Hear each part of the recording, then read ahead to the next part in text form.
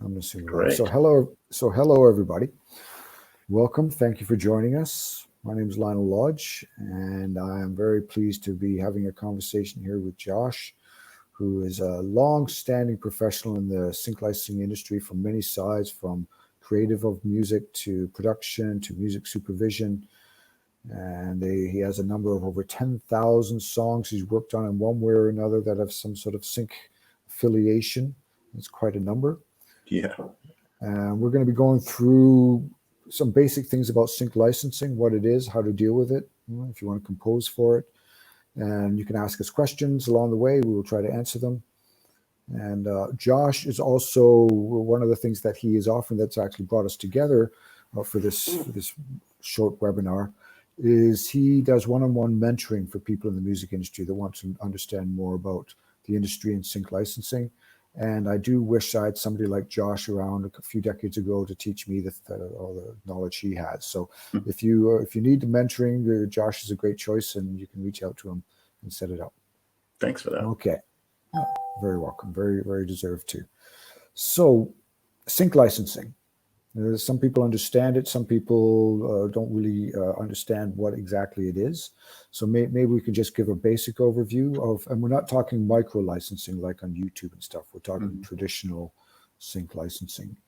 Can you sort of explain what it is? Sure. It's interesting, Lionel, and thanks for having me. I never used the word sync when I first got into the business. It was just always licensing. And sorry, my daughter is singing No, that's loudly great. in the background. She can actually sing pretty well, so it's cool. That's I great. just always thought of it as licensing, and to me, licensing always was kind of analogous to renting music, right? Like Mhm. you're renting the right to use a piece of music for film, television, advertising, some kind of digital, industrial use, etc. The word synchronization kind of came into play mainly because the concept of sync is you are synchronizing a piece of music to a piece of film or to something. But generally speaking, in the traditional sense, it's a piece of film. And the Mhm. space that I lived in for many years was the advertising space, the branding space. So when I first started in the business, a lot of the music used that was sunk to film was music created originally. So it was like kind of a different thing. A lot of it, as you know, was like a work for hire. I would, let's Mhm. say you were composing, Lionel, I would hire you to custom make some beautiful music for me. And then I would do a deal and I would basically own the music, own the publishing, and you would retain the writer's share. But now with sync licensing, as more and more people are delving into culture and embracing music that's relevant in culture or emerging in culture or was relevant and it has some like amazing associative power, there's a synchronization license done for the publishing rights, and then there is a master license done for the master rights. And that's essentially it. It's taking, synchronizing a piece of music to a piece of film. And the word sync, whether it's spelled SYNC or SYNCH, as it is in some countries, Mhm. it's the prevalent term that's used. It's like I was always called a music producer, and now I'm called more of a music supervisor. And that's basically because synchronization has become such a popular aspect of traditional music media licensing. Right. Did you, between what you used to be called a music producer and now a music supervisor, has the world changed much? That's a great question, man. The world has changed tremendously. Um, I was for many years the EVP director of music at Gray Advertising for 14 years. And before that, I worked at Young and Rubicam. When I worked at Young and Rubicam as a music producer, there were Mhm. that many people kind of in that space where music intersects with media, um, especially with brands. And now I would say, flashing forward to 2021, if there were a few hundred in the world, now I would say there are several thousand, up to 10,000 Yeah. people doing it. So that's a big shift. We actually at Sync Lodge, we did an estimate. We checked through a lot of the different places like IMDb and LinkedIn and different in different countries. We estimate there's over 20,000 music supervisors globally. Yeah, that makes sense, And right? it's huge. It's It's incredible. And huge. now China's just opening up to it, so that's going to double, I expect. Yeah, it's going to be an exponential increase.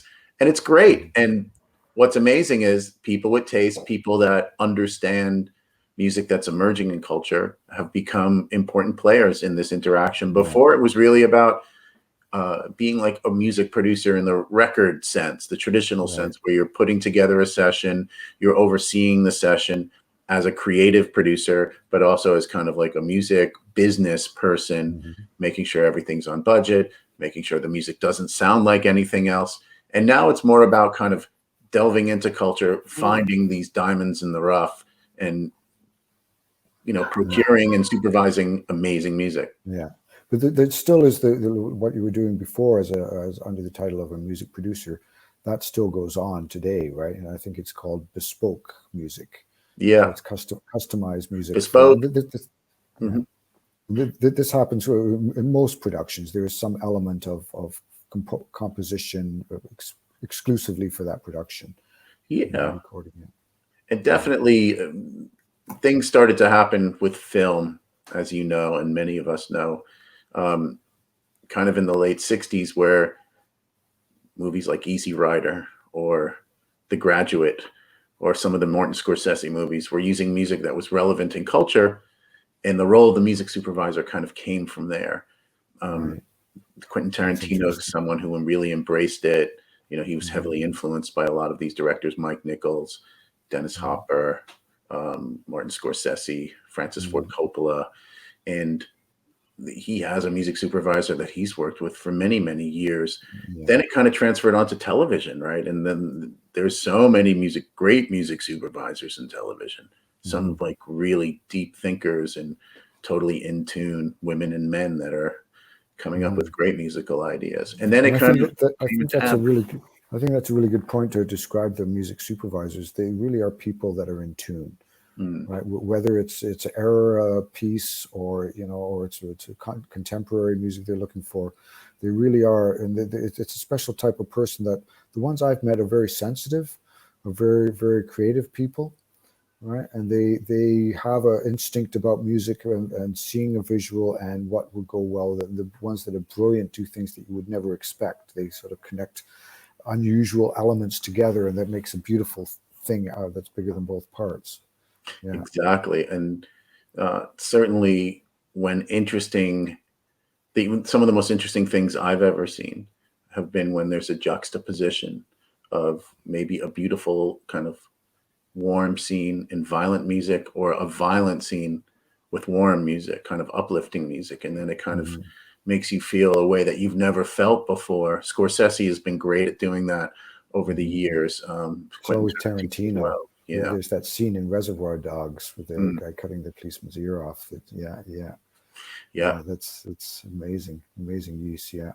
And so let's move on to the structure of the industry, so people understand what the sort of the gatekeepers are and how it actually works inside their world. So I think for music creators to understand how to work in music supervision, it's really good to understand the people they're getting in touch with, reaching out to what their limitations are and what their constricts are.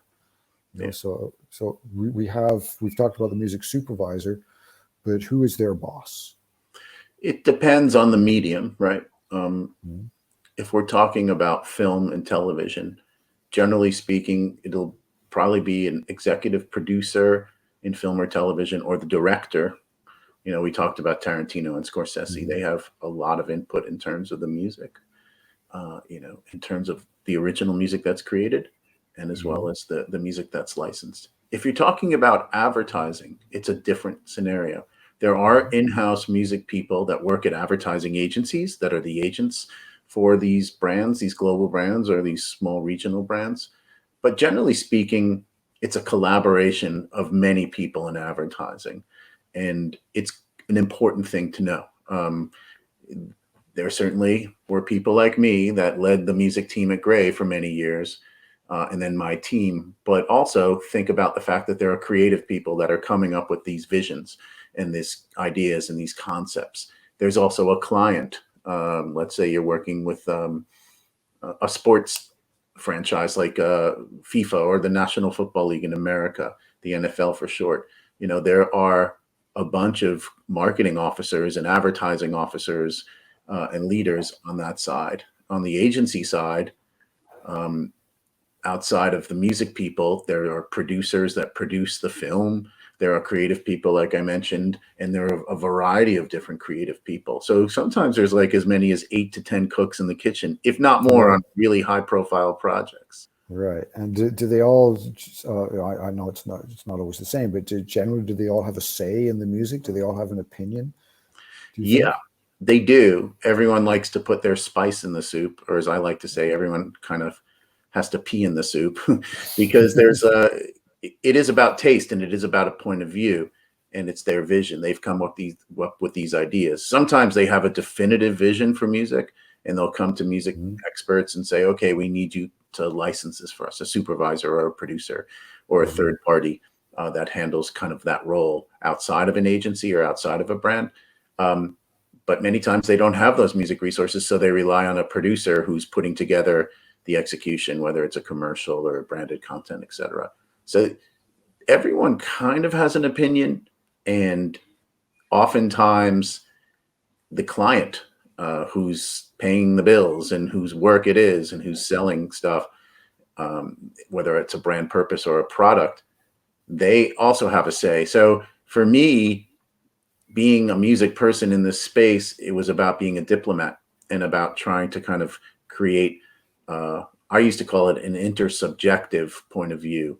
But essentially you try to objectify it and get everyone on the same page. And, lots of people have different levels of taste in music. Some people feel very comfortable talking about music. Others don't. You'll get a brief and it's just like, ooh, that brief is kind of confusing. So I always recommend that, try to seek out the person that seems to know the most about the music. And if an advertising agency or a brand has an in-house music person, really try to link up with them because they're going to be your greatest ally in this process. Right. But still, from the music supervisor position, then the copyright holders are reaching out to them saying, I've got this music and that, but they don't necessarily have the say. They're just actually sometimes just following orders. Right? Exactly. There's a vision, there's a showrunner, there's a director, there's a creative director, there's a client that has a vision, and they're just like, okay, go out and license this music for us. But on occasion, and I would say more than half the time, we'll collaborate with these showrunners, these creative leaders, these visionaries, and come up with concepts for them or in collaboration with them. They're always looking for great ideas. And I find that some of the best work that you see out there in advertising, specifically in the branded space, is when music was part of an early ideation, right? Music was kind of came up with the concept rather than you're throwing music on there at the end. And that happens a lot in media. That happens at the 11th hour. We don't have much money. We need some music. Is it clearable? Is it a one-stop shop? Can you get this to us? And here's our budget. And that happens, I think, more often than it should, but that's kind of more of the norm than the reality. They have a set piece of music that they want to use. They're saying, we want to use this recording. And get it for us under this budget. Yep. And sometimes there's not a lot of money in the budget and they want something that might be out of budget. So that gets complicated. And because it's generally, again, in the 11th hour, it becomes even more complicated. And stressy. Yeah. Yeah. Okay. So we for copyright owners, they're independent labels or artists, and they have their recordings, and they want to reach out to the music supervisors or the person in the ad agency that's handling the music. Is there certain sort of steps of etiquette that people should take of the do's and the don'ts of reaching out? I know some people there are some lines they don't like crossed on the music supervision side. What are your thoughts? Yeah, I think there's no science to it. There's definitely an etiquette to it. And I would say different strokes for different folks in the music supervision space. Some music supervisors welcome as much music as possible. Others are working on deadlines, so they don't have a lot of opportunity to listen to music. If they're asking you for music, obviously be sure that it's clearable. There's no complexities in the rights. It's obvious who owns them, and it's all easily accessible rather than they need to do research in order to find out if they like a song. That could be very complicated at the 11th hour. In terms of reaching out to music supervisors, a piece of etiquette and a piece of advice that I would firmly give, and I'm sure you would corroborate on this, that you don't want to go full blast, full steam. You kind of want to develop a kind of symbiotic relationship, a nice mutually beneficial relationship with a music supervisor. You know what they're interested in, you know the kind of work they do. You're supplying them with music that you think kind of is in their wheelhouse, is in their sweet spot. And you're not supplying them with tons and tons of music, just some stuff, keeping them up to date on your delivery. If you've worked with someone already, that means that there's been a nice kind of reliable, trustworthy interaction. So you want to kind of play off that in a non-aggressive way. Just continue to develop that trust, because for me, it's always been about trust and having a reliable partner, a reliable navigator. A reliable, not navigator, sorry, just a reliable participant, a reliable collaborator. It's not easy to collaborate, and you have to be very patient in these types of scenarios, because you don't always find out right away if they're going to use your music. Then when you do, it's like a hurry up situation. But you know, the etiquette is to try to become someone. I think patience is a great point. And this is something to realize, that these people that you're reaching out to are overworked and underpaid, and sometimes under a lot of stress. And the last thing they want is you to follow up a couple of days later asking if they liked your music. Exactly. It's challenging, and I get those a lot. People are like, just following up on my email, just following up, you know. And oftentimes I'm like waiting for emails that are pertaining to something that I'm working on, you know, or a text or some kind of message, and it can be an annoyance, and you don't want to be associated with annoyance. That's you want to be associated with kind of resonance and trust and reliability. And that's where the patience comes in. It's hard. You might have amazing music. It doesn't mean it's syncable, your music, necessarily. Well, it doesn't mean it's suitable for what they're working on. And that's one of the keys, right? A year ago, they could have been working on something where it was some hard, thrashy rock they were using. And now they're working on something that is smooth, clear, saxophone jazz. Right. And it might not be suitable. And this is a tricky thing, right? For people that want to try to get that perfect moment where the music supervisor is working on music that's perfect for their catalog, and they can get it to them. But that is not an easy thing to do, is it? Without a relationship, without building that trust, and without building that communication. Yeah, I think it's really difficult. And what I say to people always in any pursuit in music, especially as a creator, that when you're trying to license your music, is try to develop a meaningful relationship with somebody. All it takes is one or two meaningful relationships in a career to make a career happen. Sometimes those relationships happen immediately. That's a lucky thing. Sometimes you have a vision in your music and somebody gets it on the supervision side, and they're like, oh man, this woman has an incredible sound. It's totally distinctive. I would do that. I would hear amazing tracks and I would put them in a folder. And I'm like, one day I want to use this. Like, this is going to be something that's going to help my career. It's going to be great for the work.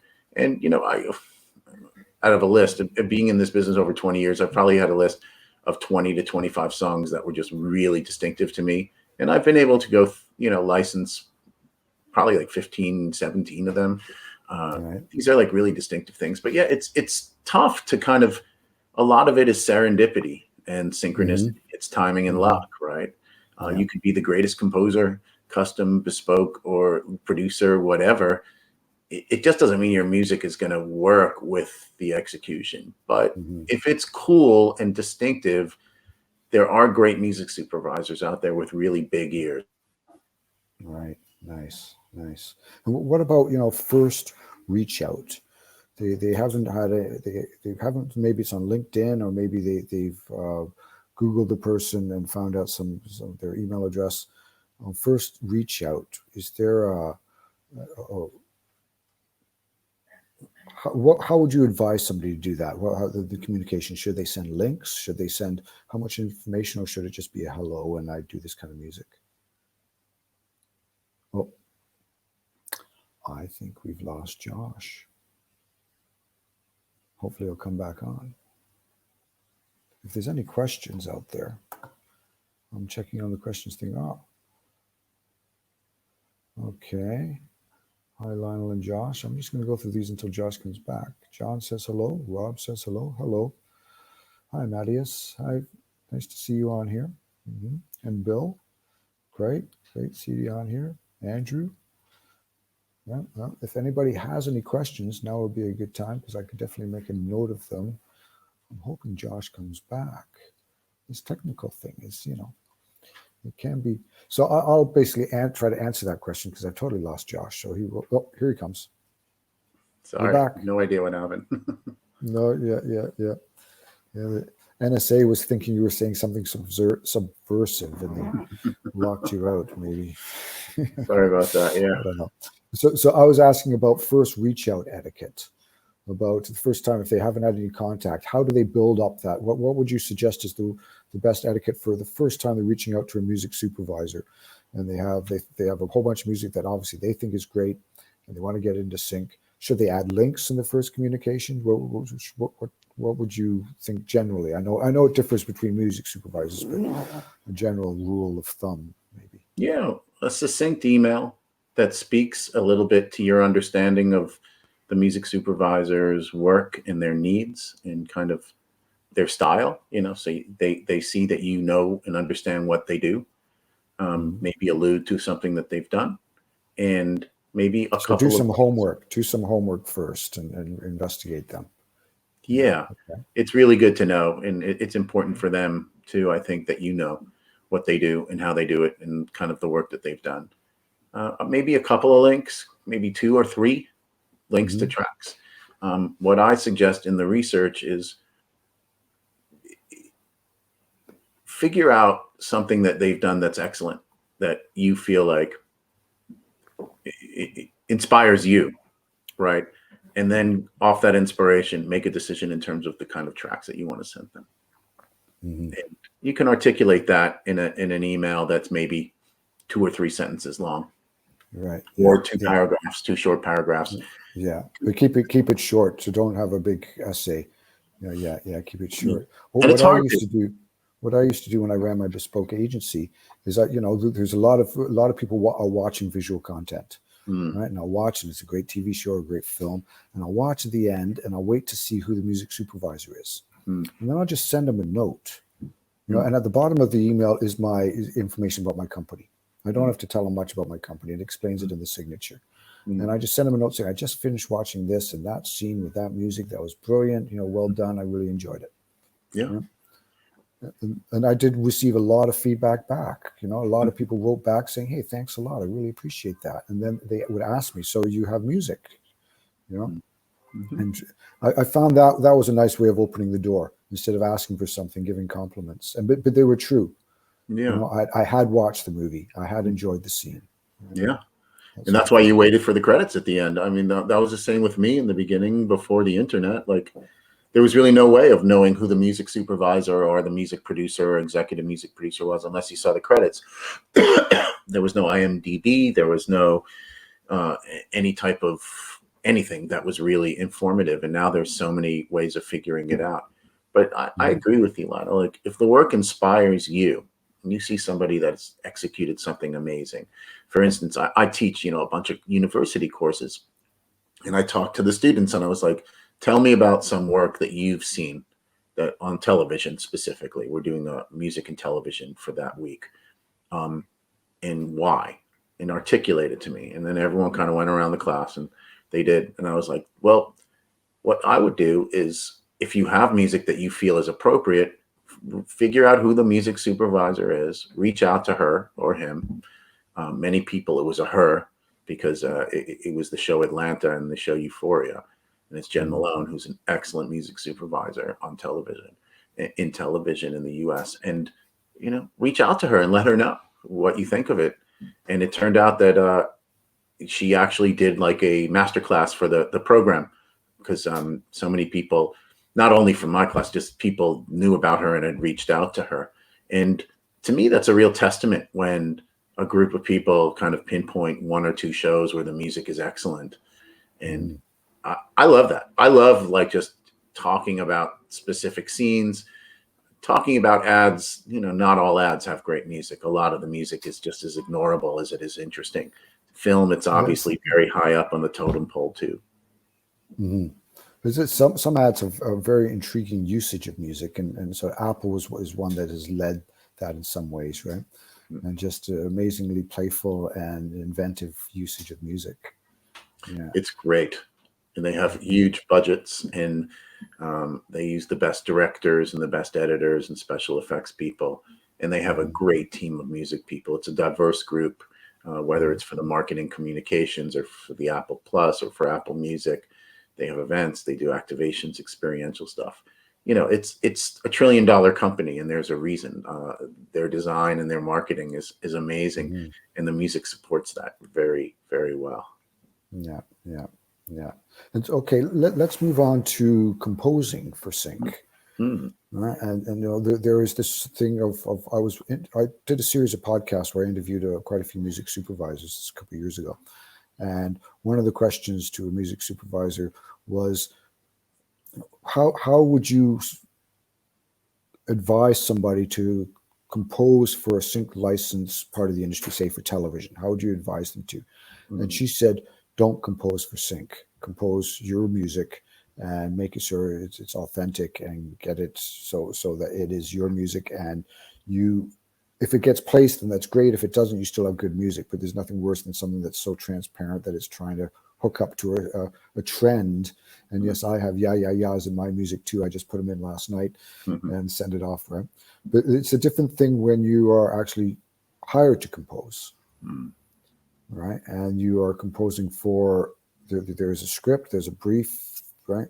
And but still keeping your own personality. Some composers are great that way for films and such. You know, they're distinctly themselves, but they still deliver. No, that's well said.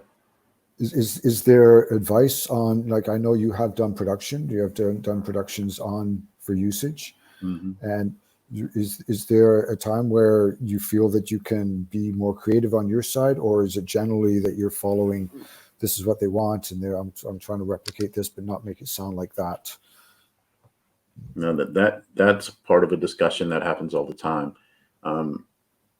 Sometimes a brief is very specific, and it's what people think they want on like the collaborative team. But in the end, it's something that's so off brief that works because of its distinctiveness, because of its inspiration, because of its whatever quality, right? Maybe there's some instrumentation in there that nobody would expect.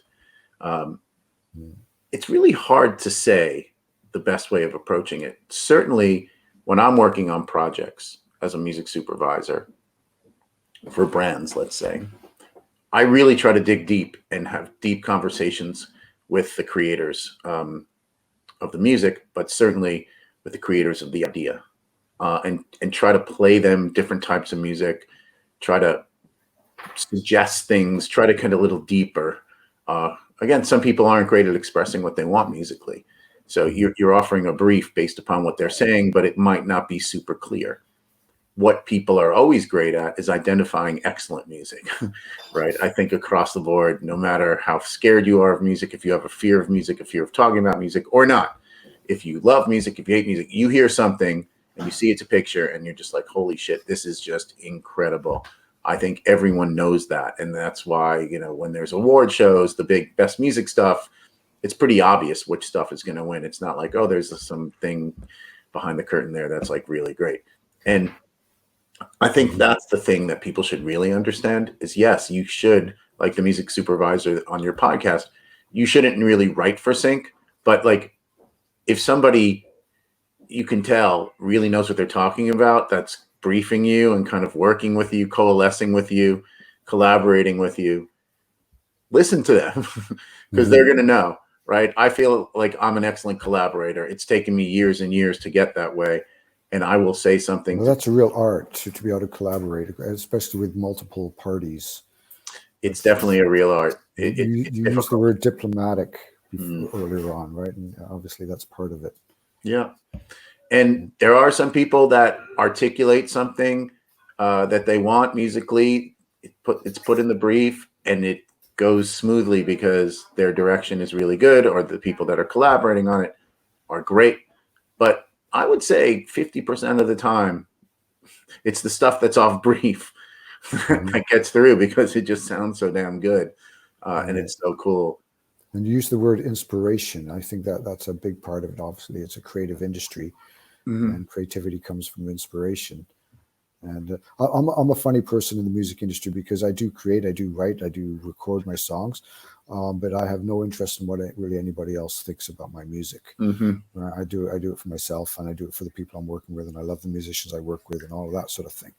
Right. So if somebody asked me to compose something for a brief, I think instinctually I would run away from it just because of the fact that I think it would poison my inspiration, because I'll be thinking about the money and the potential exposure, and I got to get this right. And is that sometimes for you a thing where you have a creative idea, but you feel that maybe you shouldn't bring it up, or because the brief is so strong and they want exactly this? Do you sometimes have those situations where you feel, yeah, I could have done that if they had let me do it my way? It would have been, I think, a lot better. But you still got to walk away. No, and I really like what you were saying about how you write music for yourself, and you prefer not to write for other people. I started out as a composer and a contractor because I was a musician in New York City, and I knew a lot of musicians from playing in clubs and bars and on sessions and etc. and on tour. So I was like, oh, I can write music. I'm going to collaborate with musicians and create music. And I just found that I couldn't take it when people would say to me, oh, well, that's not working. That's not good. I'd be like, these people don't know about music. Like, what are they talking about? I know about music. I have training. I'm like a professional. So that's why I actually became a producer, because I felt like I wanted to mitigate and make it better, and make that process, the kind of the when I would take frustrated, I wanted to diffuse that process, diffuse that reaction.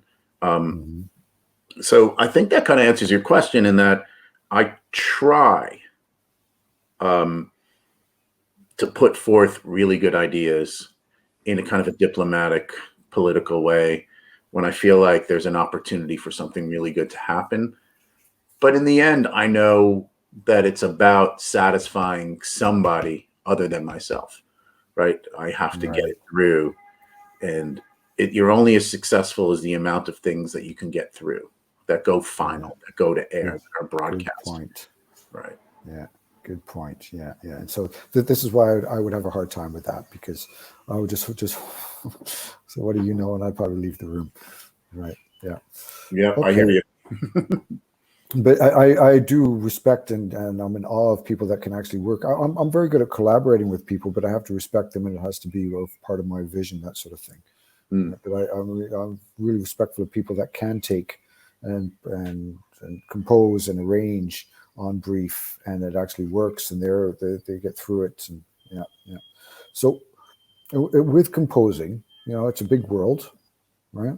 You're a composer, you're living in maybe in a city in America or in Europe, and you want to compose for film, you want to get into this, right? You've composed a bunch of stuff with your band or in your bedroom, in your home studio, but you want to try to network. You want to try to get into that part of the industry. Yeah. Right. But there's a lot of competition, and you don't really know anybody. Yeah. So what advice would you give to somebody who, first steps, to somebody that feels they have the ability, feels they have the talent to do this, but don't really know anybody and just want to get into it? A big part of the business of sync and music production, music supervision, is the ability to get work in, right? So there are established companies that have had success and had a long tail of success because they have meaningful relationships with the people that have the work. So my advice is, if you're interested in composing, try to do some freelance work for some people, offer your services, even offer them on spec in the beginning, Say, look, if you have any briefs, if you're doing any stuff and you need someone to compose music originally for you, I'm your woman, I'm your man. Give me a shot. Let me work on that. Figure out who some of the people are that do inspiring work. Again, there are so many of them out there, and make that offering. I've worked on the other side of the business where you are the creator. As I said, I started writing music in the beginning and didn't really have a thick enough skin for it. But if you feel like you have a thick enough skin and you feel like you can deliver, figure out who some of these amazing people are that are kind of procurers of work, that are connected to like deep people in the business, and offer your services for free at first, Mm-hmm. And if something is bought, you do it on spec and it's bought, they're going to pay you, and they're going to pay you what they would pay any other freelancer. And then you build up your reel that way. And I feel like that's a pretty good way of stepping into the biz. Yeah, that's great advice. Great advice. And then if offering for free, they're not taking any risks. And if they think, okay, this person might have the ability, maybe they're one of our next new composers. Yeah, then you can deliver the music, and if they like it, then they take it in. Yeah. Okay. They're always looking for new people to work with, right? Like everyone is looking for the emerging artist, an emerging woman or man who can write and can write quickly and to brief and could get them something really decently produced quickly, right? That's kind of the way the business is now. It used to be for original composition, you'd bang out something on the piano, and for a creative team, the creative team would hear it and say, okay, we like it, now go ahead and produce it. So it took a lot of imagination, right, to understand what it could be production-wise. It probably, the thing that kind of seeped through mainly was something melodic about it, or something about the chord structure, because it was just on the piano. Maybe there's something rhythmic in there. Now I think people have the luxury of not having to have that imagination, and they want to hear something pretty decently produced. And that's amazing to have that capability. But it's tough for people that are creators, right? Because you have to also be like on top of your production chops. Like you have to be together. If you're not together, you have to have someone who you collaborate with. Because I don't think people have the imagination because they haven't had to. Some do, very few do. I think you're right with that. I think you're very right with that. And it's in the studio chops, and it's a big ask, like you say, originally composing on the piano. Okay, here's the melody, here's the harmony, here's the rhythm. Great, that works. Let's get the symphony in. Right? But now, you have to have the bedroom chops. And there is one of the things I have said to quite a few composers, young composers, is you compose something, you put it forward, they don't use it, you haven't actually lost anything, because if your inspiration and your musical attitude is true, you have a piece of music there that maybe in the future can be used for something else, right? And you can build up your catalog this way. There's also production music. There's many companies that are production music libraries that you can reach out to, and if they like your stuff, then you can start building production music catalog. And so it's never a waste of time on creativity. Exactly. There's no harm in doing some stuff on spec. If you have tracks for advertising, this is something I wanted to mention before, and it kind of slipped my mind. There is a common thread in a lot of music and advertising, in branding. It's generally something that's positive, something that has an uplift, and something that builds. So let's say you worked on a few projects on spec and you're following that brief. Then you have maybe like 3, 4, 5, 10 of those tracks.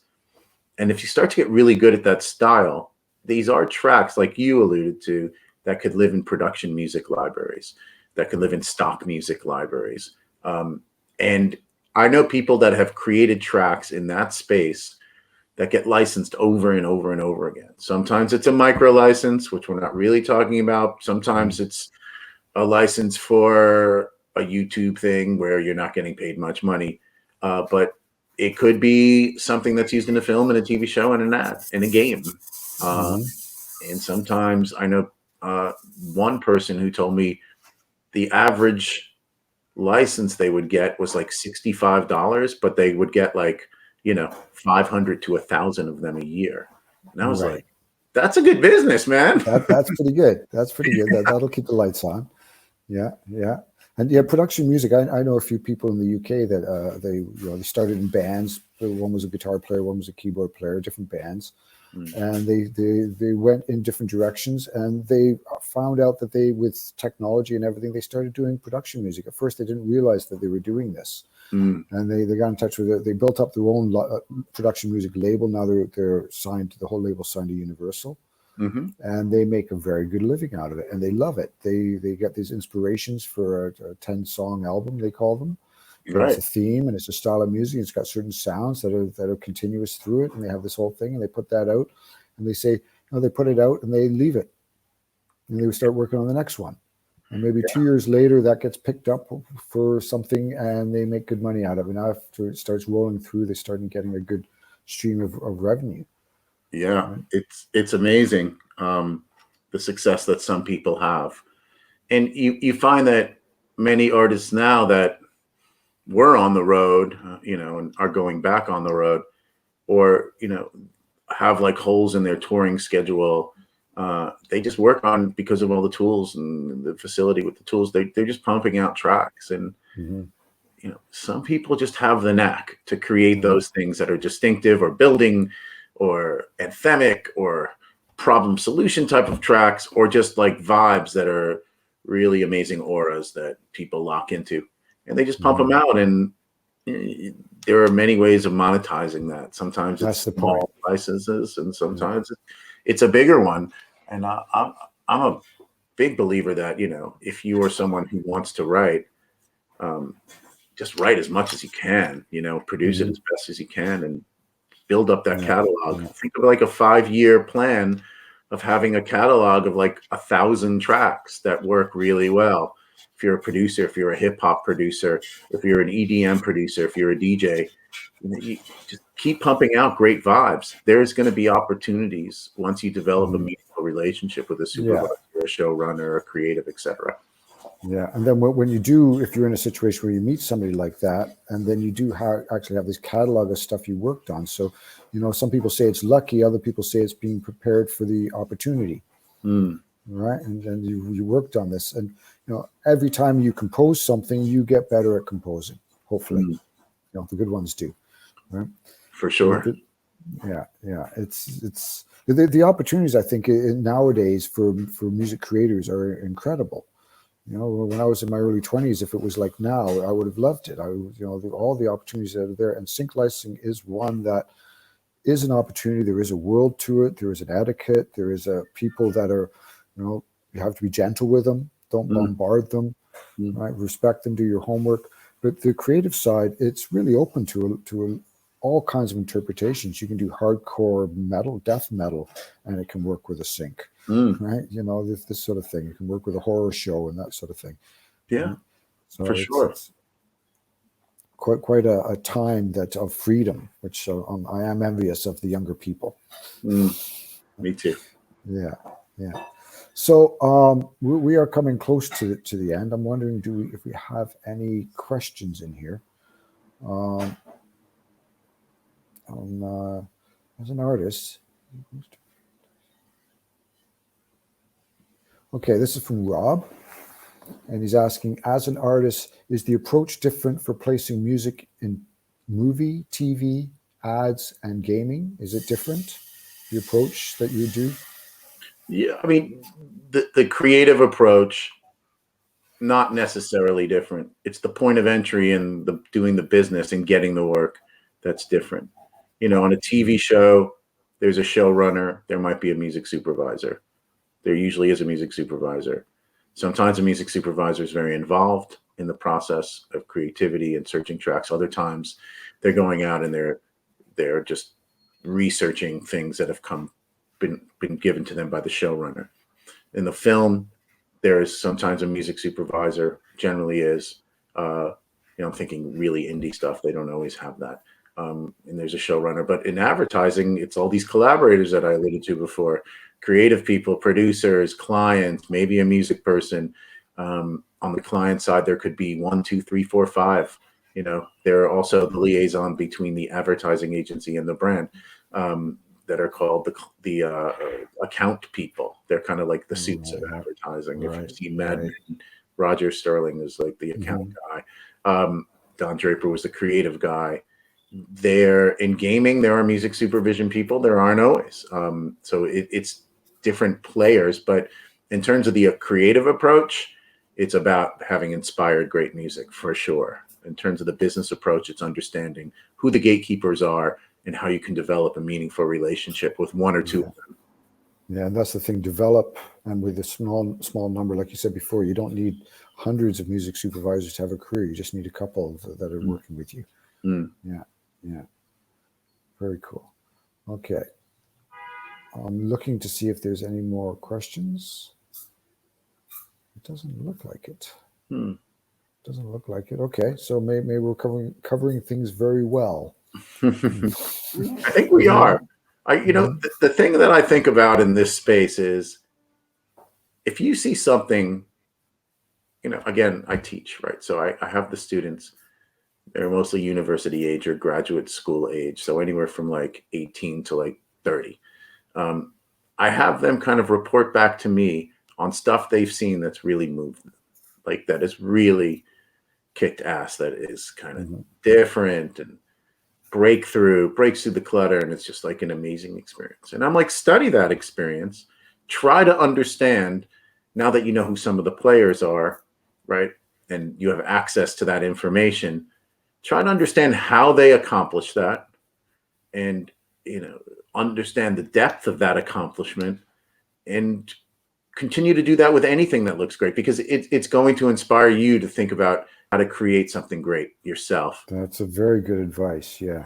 Understanding the other side, understand the process they're going through, understanding what their creative either obstacles or inspirations could be. To understand the other side, then you can deal with them in a far more clearer, more honest way. Yeah. I just feel like as a creative person, it's kind of trying to walk in someone else's shoes and see how that went down. There's an interesting ad that I always talk about when I do a presentation on music and advertising.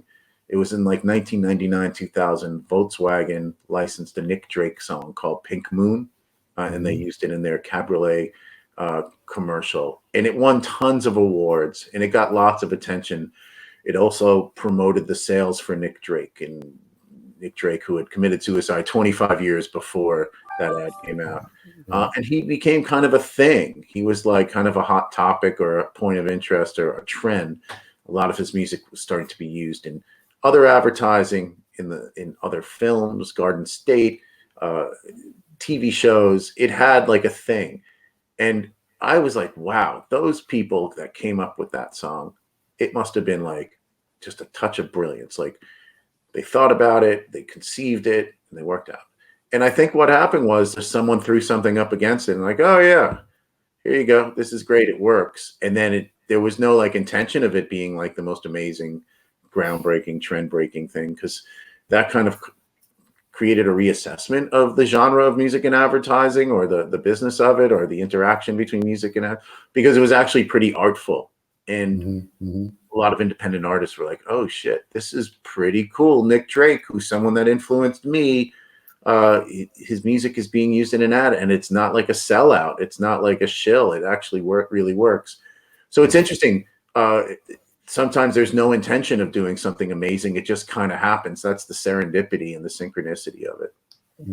Very nice point. That's a great example too, because you can see before the wave happens, the first inspiration of the wave is probably just somebody's just going, well, why don't we try this? Right? And it's got nothing to do with a trend or anything. Then it creates a whole trend, and it's easy then to follow a trend, right? The brilliance of coming up with something. And I wonder in that situation if there was some arguments from Volkswagen. We don't get it. We don't understand why you'd use this music. We were thinking something more rock, right?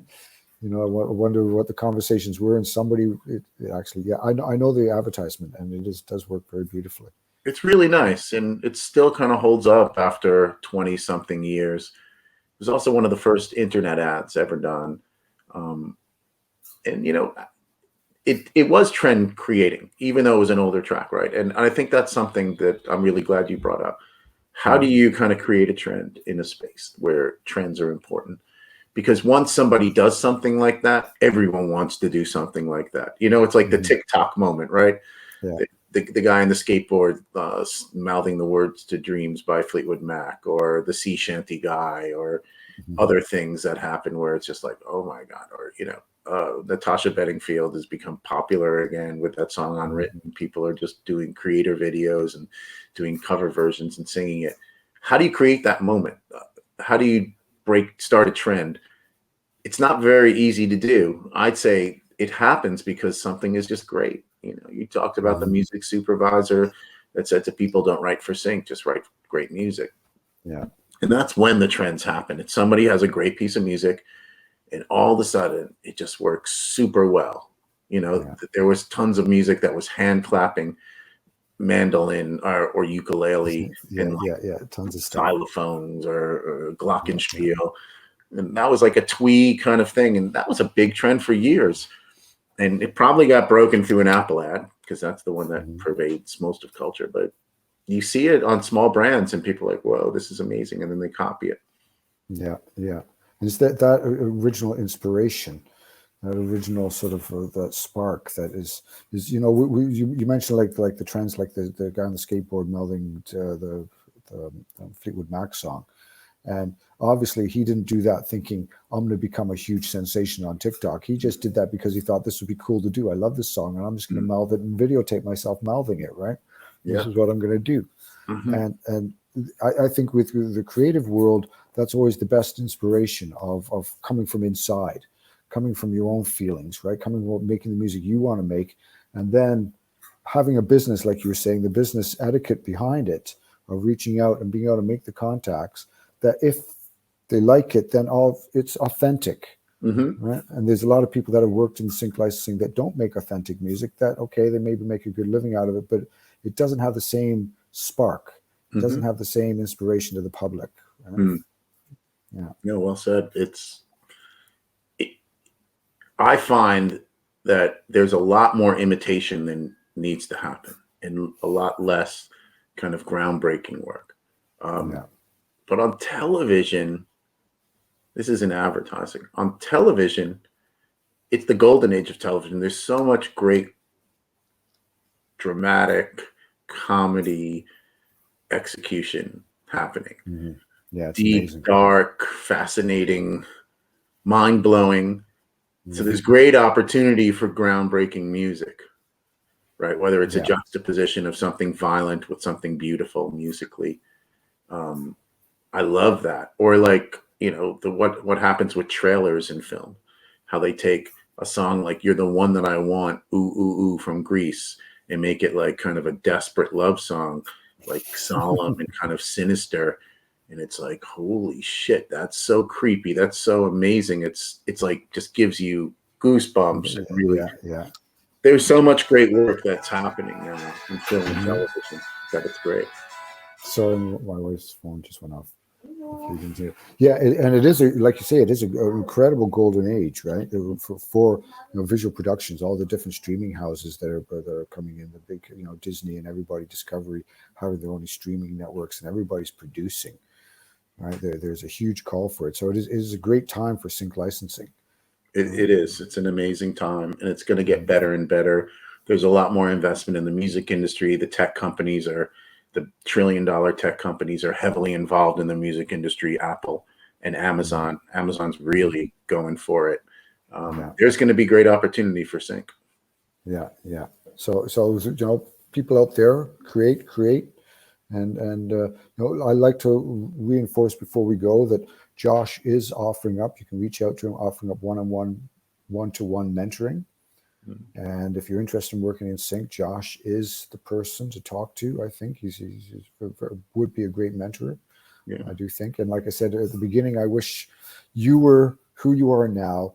When I was 20 years old and we had met, and you could have mentored me. I think you would have saved me a lot of anguish.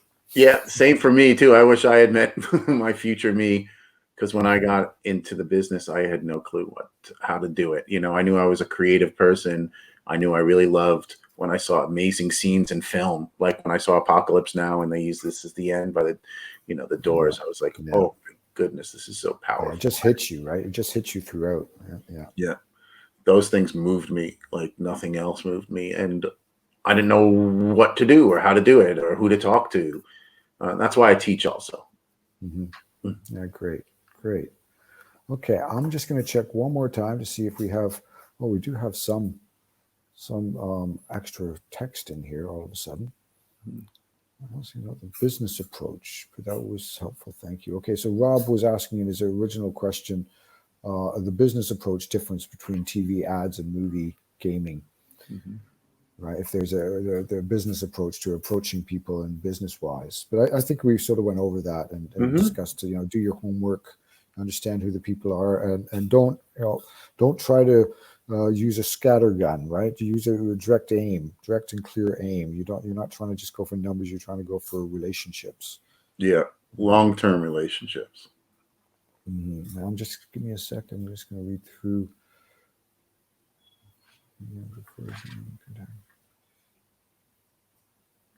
Okay, Josh, via which medium do you prefer being contacted, and is this same for most supervisors? Is there a certain medium? Mattias asked this. I would say email. Email is probably the best. So no trying to find you on Facebook and putting likes all over your vacation photographs and comments, and no sort of being creepy. Just straight email.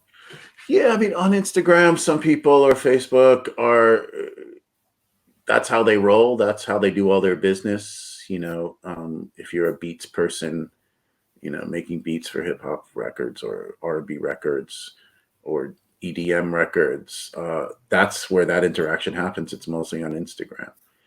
Some people roll in the LinkedIn space because it's very business-like. Some people roll in the Facebook space. I think it's pretty easy to figure out who a person is that you need to contact, that you feel like your music would be a great destination for, and you want to develop a relationship with them. And I think email is a good thing. Some people like to leave messages on Twitter or do DMs. Not me, not a lot of people I know, but there are people that in that space. And certainly when you're talking about beats and that kind of production and creation, it's more in the social media DM space. Right. I find, with our company Sync Lodge, a lot of people mistake us for some sort of agency, right? And we're not an agency; we're a tech company, right?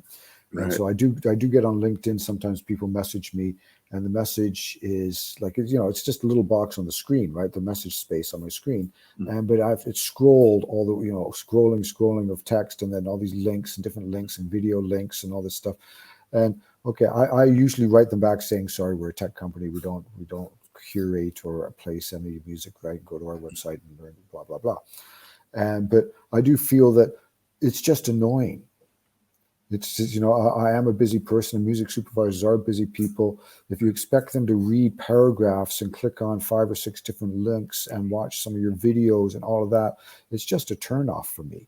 I find, just like you were saying, a succinct message at first, introduction, and I prefer it when somebody asks me if they can send me something, right? If I can send you a link to something, and this is how I prefer. But obviously, like you said, not everybody works this way. Some people like just getting tons of music. Right? Everybody's different. Everybody's different, but I'm the same as you. It's tough for me if I'm, I've been very busy the last few days, and there are a bunch of things that, I have to prioritize because I'm dealing directly with a client that's paying me, that I'm, beholden to in a business relationship. So, some people will reach out and they're like, hey, did you see my stuff? Like, did you check it out? Or, we talked about something like a few months ago and I gave you some stuff, and I just don't always have the time to do it. And it's not like I'm rolling in the money and I'm super rich and I'm just so busy and so fucking cool. It's not. It's just like you got a bunch of stuff in your life. So another thing I recommend is conferences, and trying to connect with people at conferences where there's a social component to it. I feel like I've made some really decent relationships, and you see the same people over and over again. And then when some situation comes up, I'm like, who would be good for? Oh yeah, that person I met in that conference. That's another great thing to do. I've had a lot of success that way. A lot of just networking success. I was just this week ending last night was the Indie Week, the A2IM Indie Week, and I was at that, and it was great. I made I think there's like close to 20 new contacts of companies I hadn't heard about that are really interested in what we're doing. It's great. Yeah, and in that situation, people are open to meeting. That's Exactly. so the underlining theme of the whole thing is to meet new people.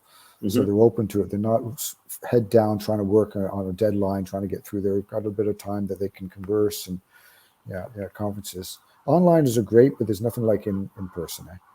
Yeah, agree. Nothing like it. Yeah. Okay, well we have come to an hour. I don't see any other questions, but people can reach out. Is there a way that you would like to prefer people to reach out to you, Josh? Yeah, my company's called Brooklyn Music Experience. I'm based in Brooklyn, arguably the cultural capital of the world, but some people would disagree with that. And I have a website. It has a lot of my contact information, and I'm going to be dealing with Creative Exchange, hopefully, and offering up some mentorships and maybe some group master classes and stuff in the space where you get pretty deep and granular in it. Great.